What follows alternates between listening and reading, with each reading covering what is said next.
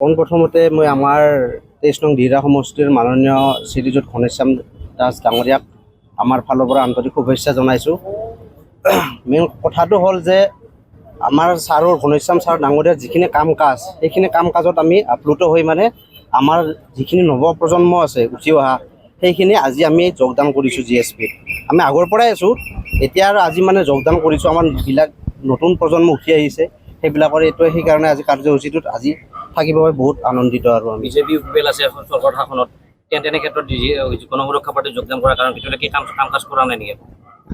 তেখেতসকলৰ আজিকালি বিজেপি আৰু ধৰি লওক আগতে UPPL চৰকাৰ, তেখেতসকলৰ চৰকাৰ এতিয়া মিছলীয়া চৰকাৰ।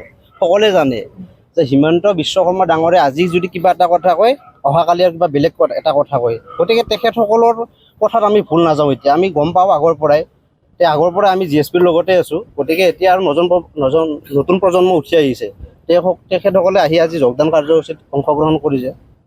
আৰু আগন্তুক যিটো ইলেকশ্যন আহি আছে সেই ইলেকশ্যনত আমি সহায় কৰিম বুলি কথা দিলোঁ। আৰু মূলতঃ মই এই GSP দলত আজি যে জইন হ'লোঁ, ইয়াৰ কাৰণটোৱে হ'ল কি, প্ৰায় বহুত ঠাইত আমাৰ ধৰি লওক উজিৰবাৰী চিটৰ কথাটোৱে মূল ক'লোঁ যে কণা কচা য'ত ৰাস্তা আলি পদূলি আছে সেইবোৰ ডেভেলপ হোৱা নাই আজিলৈকে। ব্লক পাথৰ বা চেণ্ট্ৰেল ঠিক তেনেকৈ যোৱা নাই। এইটোৰ কাৰণত মই আগতে হয়তো BPFৰ লগতে জড়িত হৈ আছিলোঁ আজি বহুত বছৰ ধৰি। আজি মই এই GSP দলত যোগদান কৰিব লগা উদ্দেশ্য এটাই আছে, কণা কচা ৰাস্তাবোৰ ভাল নোহোৱাৰ কাৰণত এই GSP দলত মই জড়িত হৈ গৈছোঁ। GSPৰ জৰিয়তে এইবিলাক সম্ভৱ হ'ব বুলি আপুনি ভাবে? সম্ভৱ আমাৰ যিহেতুকে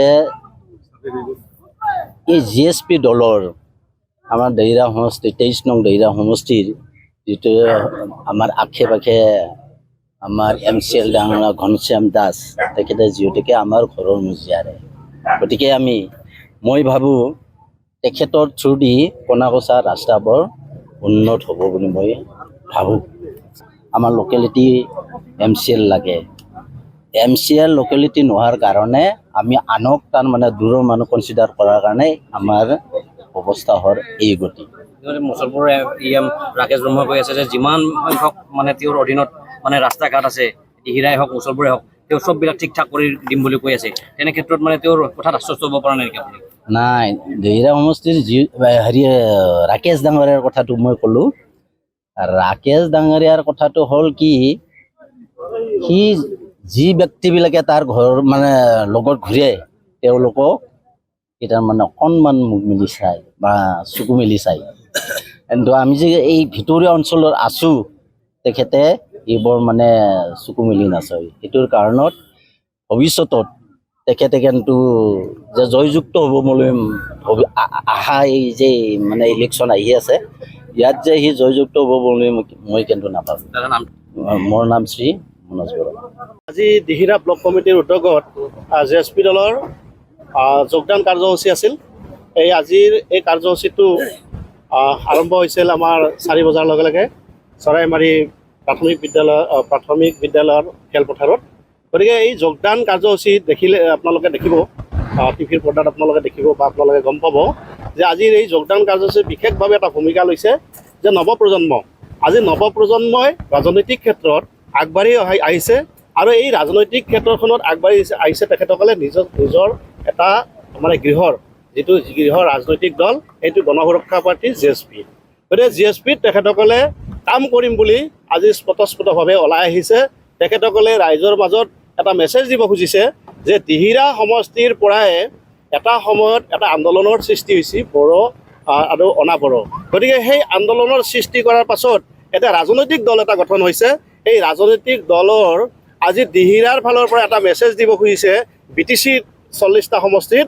গতিকে আজিৰ পৰাই যে এটা জনজাগৰণ আৰম্ভ কৰিম, চৰাইমাৰীৰ পৰা এটা জাগৰণ সৃষ্টি কৰিম আৰু এই জাগৰণে সমগ্ৰ BTC অঞ্চলত প্ৰভাৱ পৰিব। আৰু সেইকাৰণে তেখেতসকলে পণ বান্ধি মাৰ বান্ধি একেলগে যুৱকসকলে ওলাই আহিছে, নৱপ্ৰজন্মই ওলাই আহিছে আৰু তাক এই নৱপ্ৰজন্মসকলক আগুৱাই নিয়াৰ ক্ষেত্ৰত যথেষ্ট আমাৰ ছিনিয়ৰ চিটিজেনখিনি আহিছে। ছিনিয়ৰ চিটিজেনখিনিয়ে কৈছে যে তোমালোকে ৰাজনীতি যদি কৰা, তোমালোকে ৰাজনৈতিক দলত যদি যোগদান কৰা, যে সেই ৰাজনৈতিক দলটো হৈছে GSP, এই গণসুৰক্ষা পাৰ্টি। গতিকে গণসুৰক্ষা পাৰ্টিত তোমালোকে যোগদান দিয়া আৰু যুৱসকলে আপোনালোকে আগুৱাই লৈ যোৱা বা আপোনালোকে আগুৱাই যোৱা। গতিকে এই ক্ষেত্ৰত আমি ক'ব বিচাৰিছোঁ, চৰাইমাৰি নহয়, যে যোৱাকালিও আপোনালোকে দেখিছে বা যোৱাকালিও আপোনালোকৰ চেনেলৰ যোগেদিয়ে প্ৰচাৰিত হৈছে যে ডুমুনি অঞ্চলত বিশেষকৈ 3টা জাতিৰ ওপৰত তেখেতসকলে যোগদান কৰিছে। যে আদিবাসী, আমাৰ ডুমুনি বাগানৰ আদিবাসী ভাইসকল, আদিবাসী বাইদেউসকল আহি যোগদান কৰিছে। যে ৰাজবংশীসকল, দিহিৰা সমষ্টিত বহুকেইখন গাঁও ৰাজবংশী গাঁও আছে, সেই ৰাজবংশী গাঁওসমূহৰ বাইদেউসকলে আহি, দাদাসকলে আহি যোগদান কৰিছিল। আৰু বড়োসকলে আজি হয়তো কোনোবাই হয়তো ক'ব পাৰে যে GSP দলত বড়োসকলৰ আগমন কিয় ঘটিছে। যে বড়োসকলৰ এইকাৰণে আগমন ঘটিছে যে GSP দল হৈছে এটা সকলো জাতি জনগোষ্ঠীৰ দ্বাৰাইদি গঠিত ৰাজনৈতিক দল। গতিকে সেইকাৰণে আজি অন্য দল বাদ দি তেখেতসকলৰ UPPL আছিল, UPPLকো তেখেতসকলে যোগদান কৰা নাই। আজি BPF দল আছে, BPF দলতো তেখেতসকলে যোগদান কৰা নাই, বা BJP দলতো তেখেতসকলে যোগদান কৰা নাই। তেখেতসকলে ওলাই আহিছে যে GSP দলৰ কাৰণে, যে GSPত থাকিলে নিশ্চয় বড়োসকলেও সুৰক্ষিত হ'ব, অনাবড়োসকলেও সুৰক্ষিত হ'ব, আৰু সেই আশাৰে তেখেতসকলেও কিন্তু যোগদান কৰিছে। গতিকে আজি এই মেছেজটো আপোনালোকে দিব বুলি আশা কৰিছোঁ। এই চেনেলৰ জৰিয়তে আপোনালোকে সমগ্ৰ BTC নহয়, সমগ্ৰ অসমতে এটা প্ৰভাৱ বিস্তাৰ কৰক। যে প্ৰভাৱ বিস্তাৰ এনেধৰণৰ কৰক যে GSPৰ শক্তি পুনৰ আহিছে, GSPৰ জয়গান সকলো ৰাইজে গাইছে, আই মাতৃসকলে গাইছে, যুৱ বন্ধুসকলে গাইছে, আৰু আমাৰ যিবিলাক ছিনিয়ৰ চিটিজেন সেইসকলেও আজি এই জয়গানটো গাবলৈ আৰম্ভ কৰিছে। এইটোতো যথেষ্টভাৱে আপোনালোকে কোৱা কথা নহয়, আপোনালোকে সকলোৱে ৰাইজে কৈছে এতিয়া যে আজি চাওক, চৰকাৰ গঠন কৰাৰ কাৰণে মেজিক নাম্বাৰ আছিল ঘনশ্যাম দাস, দিহিৰা সমষ্টিৰ MCL ডাঙৰীয়া। গতিকে তেখেতক লৈ চৰকাৰ গঠন কৰিলে, তেখেতক লৈ কিমান খেলা খেলিলে। গতিকে তেখেত যদি নাথাকিলেহেঁতেন, UPPL দলৰ সেই সময়ত চৰকাৰ নাথাকিলেহেঁতেন। কাৰণ চাওক, আজি সমগ্ৰ BTC অঞ্চলত 17খন আসন পাইছিল হাগ্ৰামা মহিলাৰী ডাঙৰীয়াই। আচলতে অন্যায়ভাৱে এই চৰকাৰখন গঠন কৰিছিল আৰু তাত আমাক সাঙুৰ খুৱাইছিল। গতিকে আমি GSP হিচাপে সেই সময়ত তেখেতসকলৰ ওচৰত গৈছিলোঁ, কিন্তু তেখেতসকলে এই কথাটো বুজি নাপালে প্ৰমোদ বড়ো ডাঙৰীয়াই। কাৰণ 4টা বছৰ পাৰ হোৱাৰ পিছতে যে আমাৰ যিজন সন্মানীয় MCL প্ৰাক্তন EM, যে BTCৰ 40টা সমষ্টিৰ ভিতৰতে আটাইতকৈ গুৰুত্বপূৰ্ণ সমষ্টিটোৱে আছিল তেখেতসকলৰ কাৰণে দিহিৰা সমষ্টি। গতিকে দিহিৰা সমষ্টিৰ MCL জনক লৈ চৰকাৰ গঠন কৰিলে। চৰকাৰ গঠন কৰাৰ পিছত এনেকুৱা প্ৰতাৰণা কৰিলে যে ৰাইজৰ মাজত ঘনশ্যাম দাস ডাঙৰে কাম কৰিব যেতিয়া আৰম্ভ কৰিলে, তেখেতসকলৰ ঈৰ্ষা লাগিল। তেখেতসকলৰ এই ঈৰ্ষাৰ কাৰণে কি কৰিলে, প্ৰমোদ বড়ো ডাঙৰীয়াই ঘনশ্যাম দাসক আঁতৰি দিলে।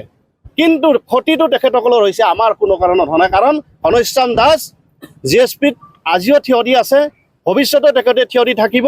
আমাক কিন্তু তেখেতসকলে ক্ষতি কৰিব নোৱাৰে, ক্ষতি বৰঞ্চ তেখেতসকলৰ হ'ব।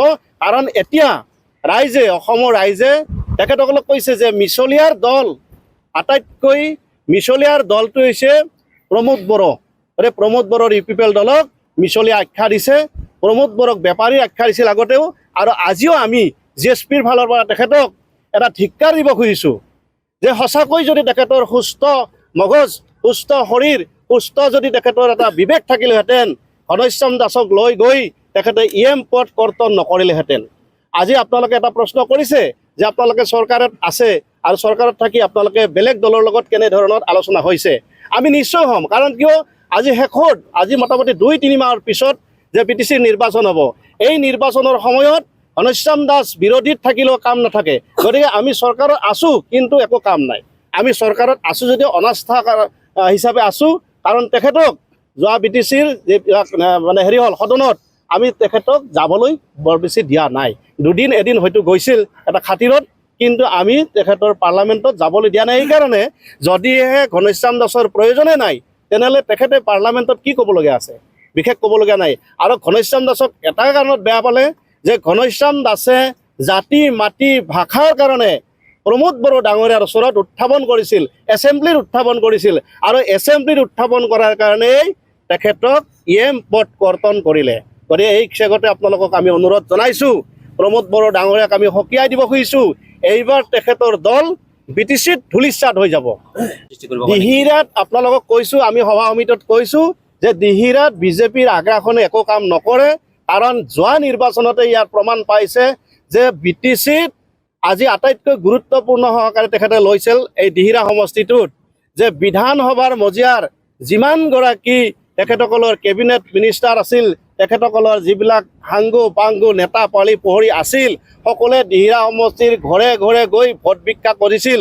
কিন্তু অসমৰ মুখ্যমন্ত্ৰী ডাঙৰীয়াকো সেই সময়ত কিন্তু ৰাইজে আঁকোৱালি নল'লে, কাৰণ তেখেতসকলৰ এই সমস্যাটো BTCৰ সমস্যাটো বিজেপিয়ে যি সমাধান কৰিব নোৱাৰে তাক ৰাইজে বুজি পাইছে।